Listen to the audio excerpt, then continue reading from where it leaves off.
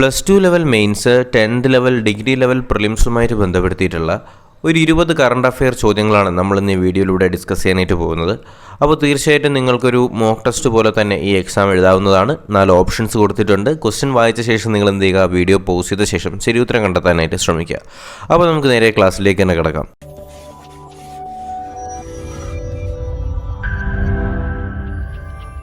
ഒന്നാമത്തെ ചോദ്യം, കേരളത്തിലെ ആദ്യത്തെ മിനിയേച്ചർ എക്കോ ടൂറിസം പദ്ധതി ഏതാണ്? കേരളത്തിലെ ആദ്യ മിനിയേച്ചർ എക്കോ ടൂറിസം പദ്ധതി ഏതെന്ന് ചോദിക്കുകയാണെങ്കിൽ അത് ഏതാണ്? ഓപ്ഷൻ ഡി ആണ് ശരി ഉത്തരം. കൊടികുത്തി മലയാണ് കേട്ടോ. അപ്പോൾ കേരളത്തിലെ ആദ്യത്തെ മിനിയേച്ചർ എക്കോ ടൂറിസം പദ്ധതിയാണ് കൊടികുത്തി മല എന്ന് അറിഞ്ഞിരിക്കുക. കേരളത്തിലെ ആദ്യത്തെ മിനിയേച്ചർ എക്കോ ടൂറിസം പദ്ധതി ഏതാണ്? കൊടികുത്തി മലയാണ്. ഫിഫയുടെ ചരിത്രത്തിലെ ആദ്യത്തെ കാർബൺ ന്യൂട്രൽ ലോകകപ്പ് ഏതാണ്? ഫിഫയുടെ ചരിത്രത്തിലെ ആദ്യത്തെ കാർബൺ ന്യൂട്രൽ ലോകകപ്പ് ഏതാണ് ചോദ്യം. 4 ഓപ്ഷൻസ് കൊടുത്തിട്ടുണ്ട്. ശരി ഉത്തരം മാർക്ക് ചെയ്തിട്ടുണ്ടെങ്കിൽ ഓപ്ഷൻ എ ആണ് ശരി ഉത്തരം. 2022 ലോകകപ്പാണ്. 2022 ലോകകപ്പാണ് ഫിഫയുടെ ചരിത്രത്തിലെ ആദ്യത്തെ കാർബൺ ന്യൂട്രൽ ആയിട്ടുള്ള ലോകകപ്പ്. ഫിഫയുടെ ചരിത്രത്തിലെ ആദ്യത്തെ കാർബൺ ന്യൂട്രൽ ലോകകപ്പ് ഏതാണ്? 2022 ലോകകപ്പാണെന്ന് അറിഞ്ഞിരിക്കുക. മൂന്നാമത്തെ ചോദ്യം, 2021 ഡിസംബറിൽ രാജ്യത്തെ ആദ്യത്തെ ഒമിക്രോൺ മരണം സ്ഥിരീകരിച്ചത് ഏത് സംസ്ഥാനത്തിലാണ്? 2021 ഡിസംബറിലാണ് രാജ്യത്തെ ആദ്യത്തെ ഒമിക്രോൺ മരണം സ്ഥിരീകരിച്ചത്. അത് ഏത് സംസ്ഥാനത്തിലാണെന്നാണ് നമ്മുടെ ചോദ്യം. ഏതാണ് ആ സംസ്ഥാനം? ശരി ഉത്തരം നിങ്ങൾ കണ്ടെത്തിയിട്ടുണ്ടെങ്കിൽ ഓപ്ഷൻ ബി ആണ് ശരി ഉത്തരം. മഹാരാഷ്ട്രയാണ്. അപ്പോൾ 2021 ഡിസംബറിൽ രാജ്യത്തിലെ ആദ്യത്തെ ഒമിക്രോൺ മരണം സ്ഥിരീകരിച്ചത് മഹാരാഷ്ട്രയിലാണെന്ന് അറിഞ്ഞിരിക്കുക. കൃഷിയിടങ്ങളിൽ ആൻറ്റി മൈക്രോബിയൽ റെസിഡൻറ്റ് കർമ്മ പദ്ധതി നടപ്പിലാക്കിയ ആദ്യ ഇന്ത്യൻ സംസ്ഥാനം ഏതാണ്?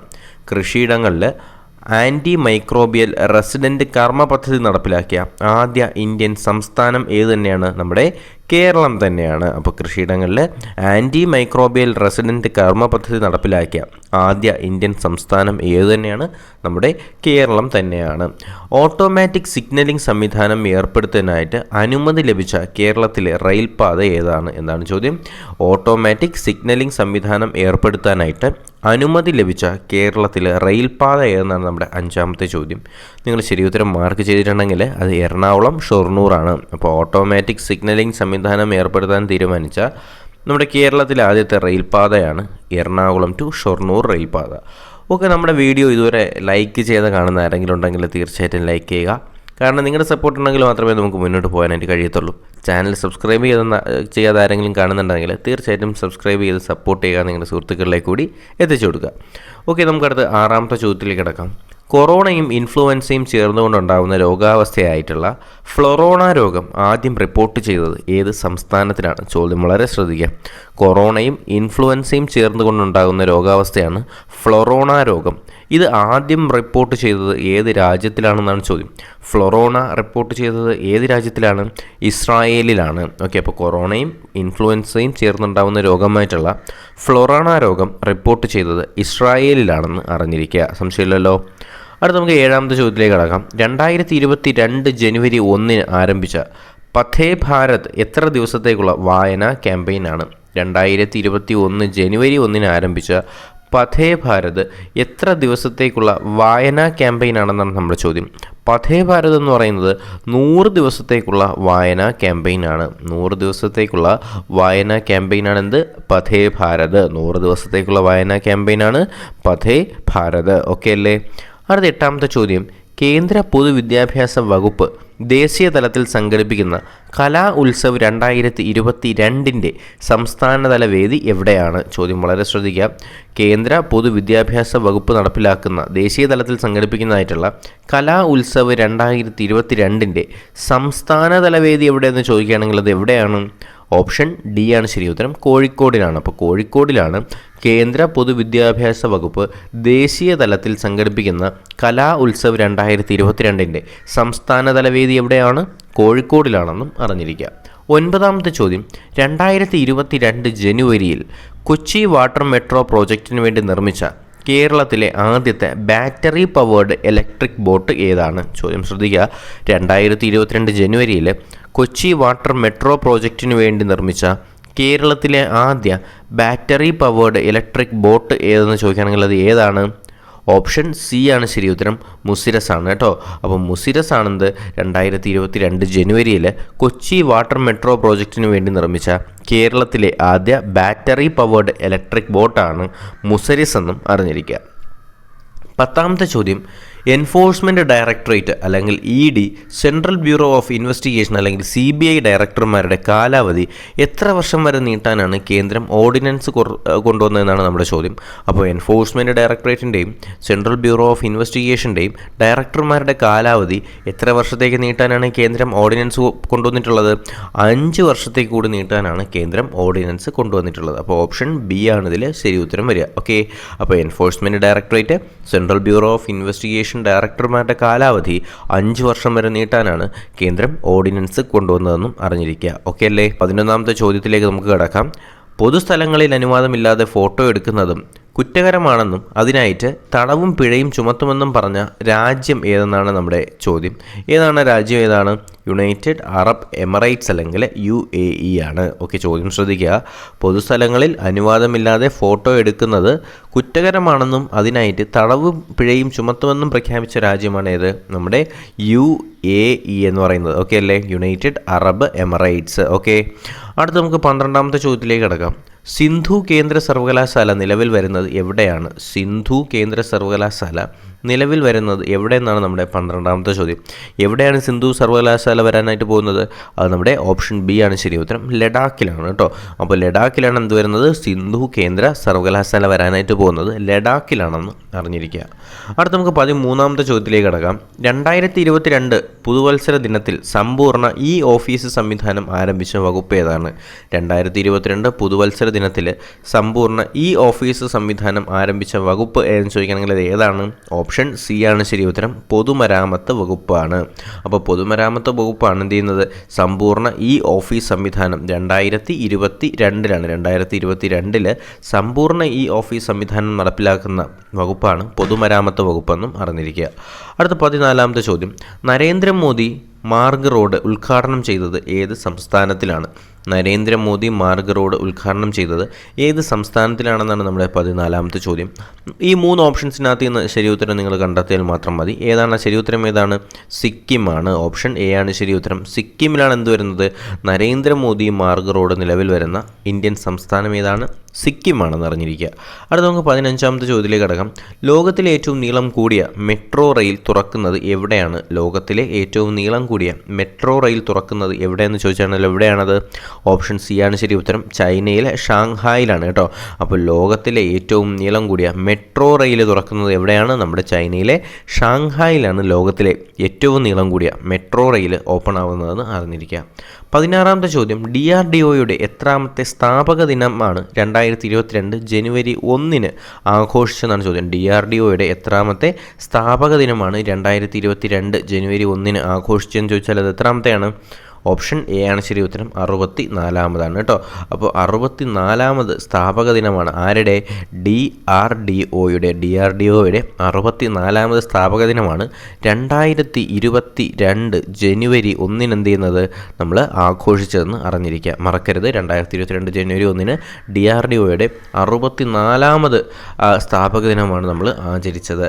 17ാമത്തെ ചോദ്യം, 51ാമത് ഓടക്കുഴൽ അവാർഡ് ജേതാവ് ആരാണ്? 51ാമത് ഓടക്കുഴൽ അവാർഡ് ജേതാവ് ആരെന്ന് ചോദിച്ചാൽ ആരാണ്? സാറാ ജോസഫാണ്. സാറാ ജോസഫിനാണ് 51ാമത്തെ ഓടക്കുഴൽ അവാർഡ് ലഭിച്ചത്. ആർക്കാണ്? സാറാ ജോസഫിനാണ് 51ാമത് ഓടക്കുഴൽ അവാർഡ് ലഭിച്ചതെന്ന് അറിഞ്ഞിരിക്കുക. 18ാമത്തെ ചോദ്യം, ഇന്ത്യയിൽ ആദ്യമായിട്ട് 2022 ജനുവരിയിൽ സമ്പൂർണ്ണ കടലാസ് രഹിത സ്മാർട്ട് കോടതി മുറികൾ വന്നത് എവിടെയാണ്? ഇന്ത്യയിൽ ആദ്യമായി 2022 ജനുവരിയിലാണ് സമ്പൂർണ്ണ കടലാസ് രഹിത സ്മാർട്ട് കോടതി മുറികൾ വന്നത്. എവിടെയെന്ന് ചോദിച്ചാൽ അത് എവിടെ തന്നെയാണ്? നമ്മുടെ കേരളത്തിൽ തന്നെയാണ്. അപ്പോൾ കേരളത്തിലാണ് എന്ത് ചെയ്യുന്നത്?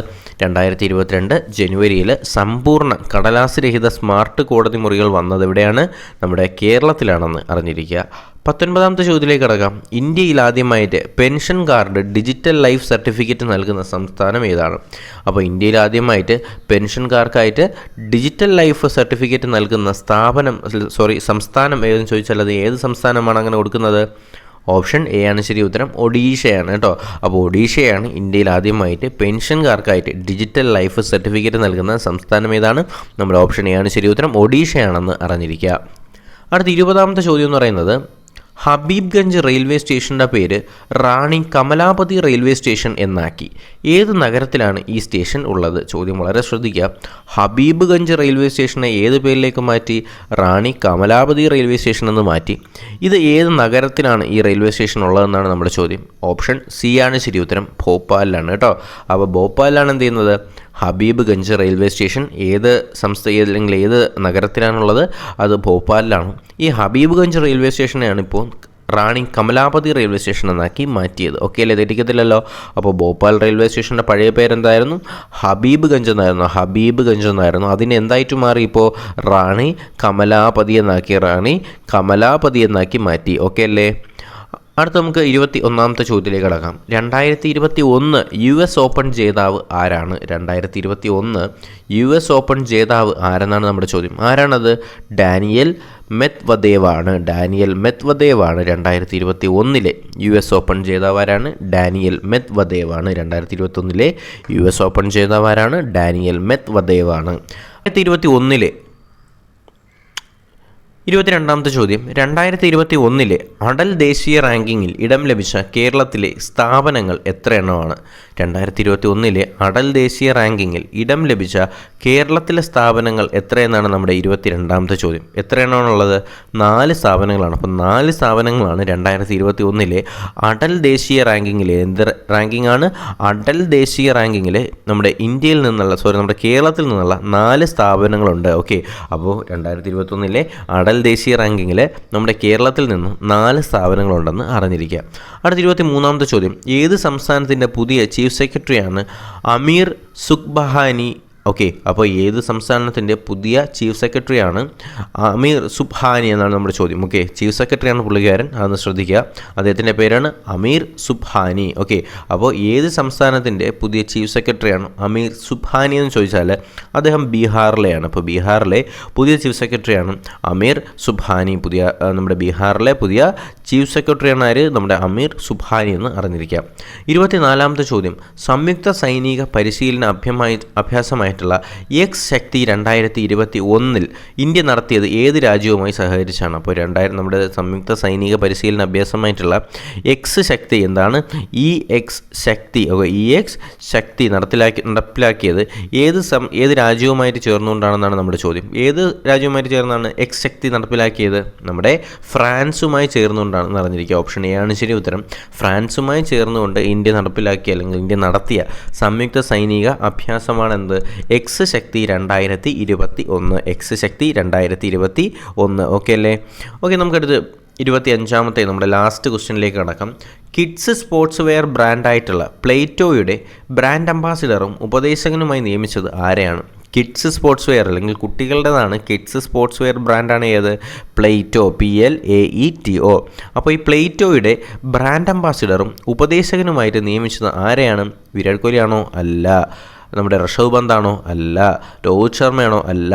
ആരാണ്? നമ്മുടെ രാഹുൽ ദ്രാവിഡാണ്. ഓക്കെ. അപ്പോൾ രാഹുൽ ദ്രാവിഡാണ് എന്ത് ചെയ്യുന്നത്? നന്നായി ബാറ്റ് ചെയ്യുമ്പോൾ ഔട്ടാവുന്നത്. എന്ത് കഷ്ടമാണ് അല്ലേ? അപ്പോൾ രാഹുൽ ദ്രാവിഡാണ് കിഡ്സ് സ്പോർട്സ് വെയർ ബ്രാൻഡായിട്ടുള്ള പ്ലേറ്റോയുടെ ബ്രാൻഡ് അംബാസിഡറും ഉപദേശകനുമായി നിയമിച്ചത് ആരെയാണ്? നമ്മുടെ രാഹുൽ ദ്രാവിഡിനെയാണെന്നും അറിഞ്ഞിരിക്കുക. ഓക്കെ. അപ്പോൾ നമ്മൾ 25 പ്രധാനപ്പെട്ട കറണ്ട് അഫെയർ ചോദ്യങ്ങളാണ് ഡിസ്കസ് ചെയ്തത്. തീർച്ചയായിട്ടും നിങ്ങൾക്ക് ഉപയോഗപ്പെട്ടു എന്ന് തോന്നുന്നുണ്ടെങ്കിൽ നിങ്ങളുടെ സുഹൃത്തുക്കളിലേക്ക് തീർച്ചയായിട്ടും എത്തിച്ചു കൊടുക്കുക. നിങ്ങൾക്ക് PSC ഗ്രൂപ്പുകളുണ്ടെങ്കിൽ അവർക്കും കൂടി ഈ ഒരു അറിവ് പകർന്നു കൊടുക്കുക. അപ്പോൾ ഇതുപോലുള്ള വീഡിയോസും ക്ലാസ്സുകളൊക്കെ ലഭിക്കുന്നതിനായിട്ട് ചാനൽ ഇതുവരെ സബ്സ്ക്രൈബ് ചെയ്യാതെ കാണുന്നവരുണ്ടെങ്കിൽ ചാനൽ സബ്സ്ക്രൈബ് ചെയ്യുക. കൂടെ ബെൽ ബട്ടൺ കൂടി എനേബിൾ ചെയ്തെങ്കിൽ മാത്രമേ ഞങ്ങൾ അപ്ലോഡ് ചെയ്യുന്ന വീഡിയോസും ക്ലാസ്സും നോട്ടിഫിക്കേഷനും നിങ്ങൾക്ക് നോട്ടിഫിക്കേഷനായി ലഭിക്കത്തുള്ളൂ. അപ്പോൾ ക്ലാസ്സും നോട്ടിഫിക്കേഷനൊക്കെ ആയിട്ടും ഉടനെ തന്നെ കാണാം. അതുവരേക്കും എല്ലാവർക്കും ഗുഡ് ബൈ.